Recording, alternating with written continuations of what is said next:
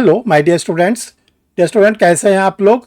और आज आप लोग को एक बहुत ही इंपॉर्टेंट वीडियो दिया जा रहा है, वो झारखंड एपीओ के एग्जामिनेशन से है जो आप लोग की वैकेंसी आ चुकी है। देखिए झारखंड एपीओ की 2 वैकेंसी आई है, एक बैकलॉग की आई हुई है, एक जनरल आई हुई है।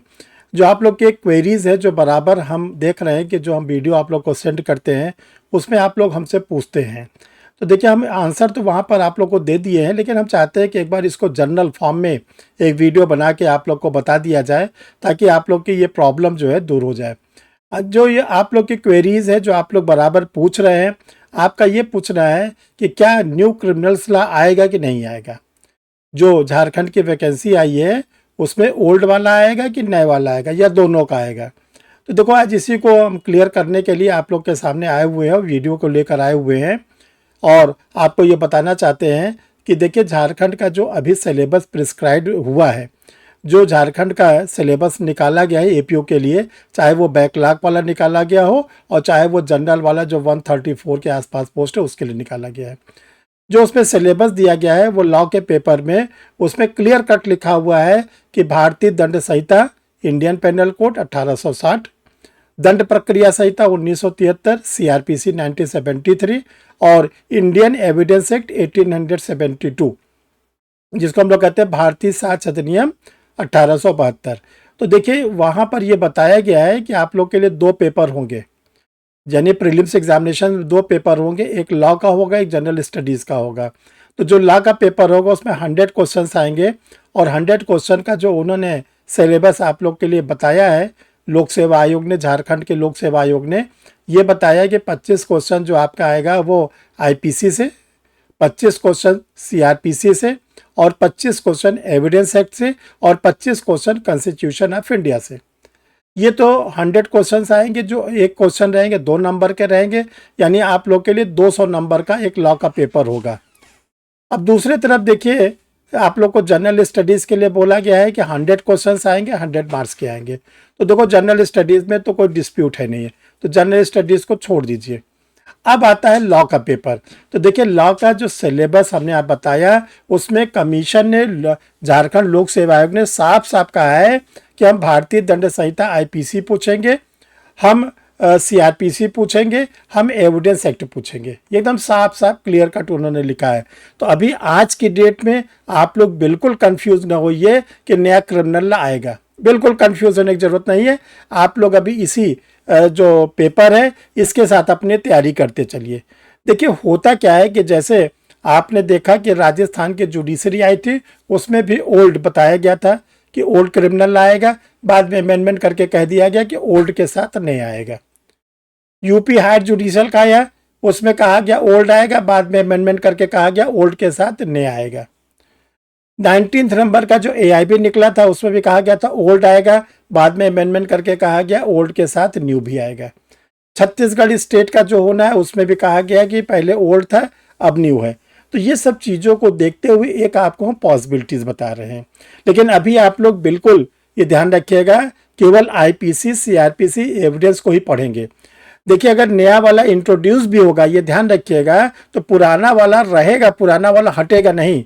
ठीक है, ये नया पुराना का झगड़ा है क्या, क्यों बार बार पुराना बताया जाता है फिर नया बताया जाता है। इसका अगर हम लोग जो नया एक्ट है, चाहे हम लोग का बीएनएस है, चाहे बीएनएस है, चाहे बीएससी है, कोई भी एक्ट का आप देखोगे तो उसमें जो लास्ट वाली सेक्शन है, लास्ट वाली सेक्शन चाहे वो बीएसए के 170 वाली है, चाहे 131 वाली हमारी बीएनएस की है या 358 वाली हमारी बीएनएस की है, उसमें एक शब्द कहा गया है। वो शब्द क्या कहा गया है कि 1 जुलाई 2024 के पहले, 1 जुलाई 2024 के पहले जो भी केस थे, चाहे वो इन्वेस्टिगेशन की स्थिति में रहे हो, चाहे वो क्या ना ट्रायल की स्थिति में रहे हो, चाहे इंक्वायरी की स्थिति में रहे हो, चाहे वो अभी क्या ना अपील और रिवीजन के फॉर्म में है, अगर कोई केस 1 जुलाई 2024 के पहले पेंडिंग है तो वो वाला केस पुराने एक्ट से चलेगा, पुराने से आईपीसी सीआरपीसी एविडेंस से। 1 जुलाई यानी 12 बजे रात में जो 1 जुलाई स्टार्ट हो रही है तब अगर कोई केस रजिस्टर्ड होता है तब उसके ऊपर BNS, BNSS और BSA लगेगा। क्योंकि आप लोग जब अपॉइंट होके जाएंगे झारखंड स्टेट में APO के रूप में, तो वहाँ पे आपको देखेंगे कि आपको पुराना भी केस सॉल्व करने के लिए मिलेगा। यानी पुराना केस भी जो अंडर ट्रायल है वो भी आपको करना पड़ेगा, क्योंकि 2024 में 1 जुलाई के पहले वाले जो केस है वो अभी चल रहे हैं। इसीलिए क्या होता है, स्टेट गवर्नमेंट कोई भी एडवर्टीजमेंट निकालता है तो वो पहले तो शुरू में ओल्ड वाला ही निकालता है, लेकिन बाद में देखता है कि उसके स्टेट में ओल्ड वाला तो ठीक है, नया वाला भी लागू हो चुका है। तो देखो, निष्कर्ष के रूप में लास्ट में कंक्लूजन आपको हम बता रहे हैं। ये कंक्लूजन ये है कि आप लोग अभी अपने पुराने ओल्ड वाले क्रिमिनल लॉ को पढ़ेंगे। जो आपका IPC CRPC एविडेंस है वो, अभी नए वाले के बारे में बिल्कुल भी दिमाग पे कुछ मत रखिएगा, राइट। जैसे ही अगर झारखंड लोक सेवा आयोग अपना कोई संशोधन निकालता है, अमेंडमेंट निकालता है और ये कहता है ओल्ड के साथ न्यू होगा, आपको पता चलेगा तो आप मुझे बताइएगा, और अगर मुझे पता चलेगा तो सबसे पहले मैं अपने डियर स्टूडेंट्स लोग को बताऊंगा कि कमीशन से ये आ चुका हुआ है। ठीक है। एक दूसरी आप लोग की क्वेरीज है कि जो कंप्यूटर की नॉलेज मांगी गई है उसका क्या होगा, उस पर हमने कुछ बात कर रखा है, थोड़ा सा प्रोसेस में है। हो सकता है कि आप लोग को 1 दिन के अंदर या 2 दिन के भीतर उस पर एक वीडियो मिल जाएगा जिसमें वो आप लोग की जो क्वेरीज है कि कंप्यूटर का कौन सा कोर्स हो, क्या बेसिक नॉलेज वाला होना चाहिए या हमारे पास जो है O लेवल A लेवल जो चलता है वो हो।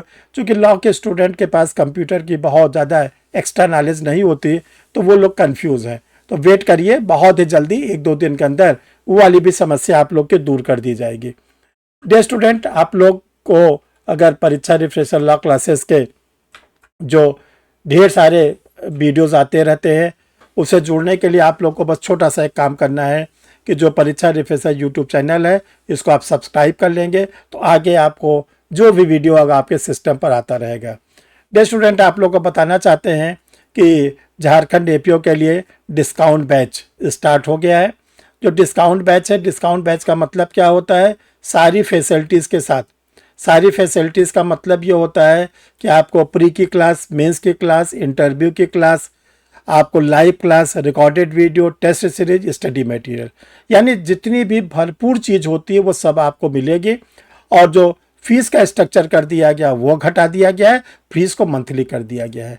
तो सारी सुविधा के साथ, इसीलिए उसका नाम दिया गया है डिस्काउंट बैच।